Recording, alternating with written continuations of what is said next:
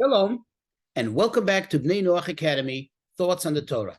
Please remember to hit the like button, to subscribe, and most importantly, to share this insight and inspiration with friends and family. So when you look in the book of Exodus, look at chapter 21, verses 23 through 25.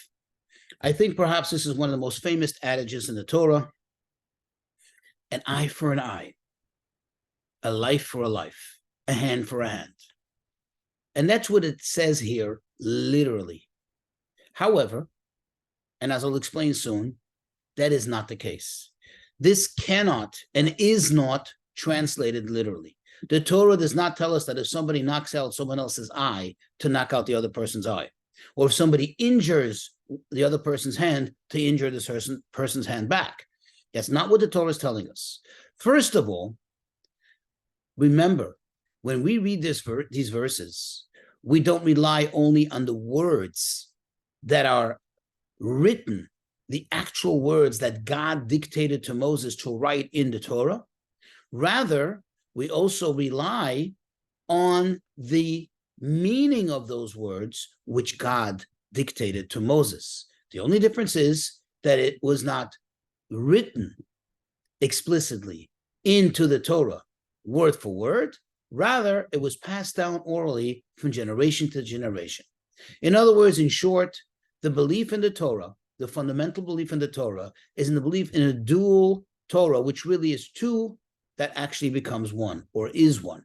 And that is the written Torah and the oral Torah. However, just some logic to it, the great Gaon, the great sage, Rabbi Sadia Gaon, he explains logically why this cannot be the case, why one cannot read it and interpret it literally, an eye for an eye. You see, he says, think about it.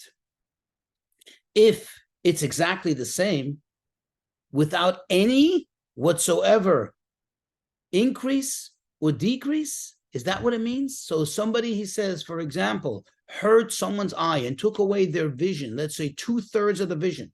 So you have to inflict on them exactly the same thing. How exactly are you going to do it to take away 2/3 of their vision? Or for example, in the case if somebody burned someone else, okay, they gave him burns over their body. You have to give him the exact same burns, but maybe that person will actually die. Maybe it's going to have an effect on an internal organ. The Torah says you have to do a burn for a burn, an eye for an eye. If you're going to interpret it literally, there's never any possible way, he says, realistically speaking, that you should be able to accomplish that. And therefore, of course, as we know, what it means is you have to pay the person. You have to lose the value of that eye or that hand or whatever it is that you injured, that you made the other person lose. The only time in the Torah that we find that if somebody physically harms another, that the same physical harm or similar physical harm has to happen to him is only if you take someone's life. That's because it's explicitly written in the Torah.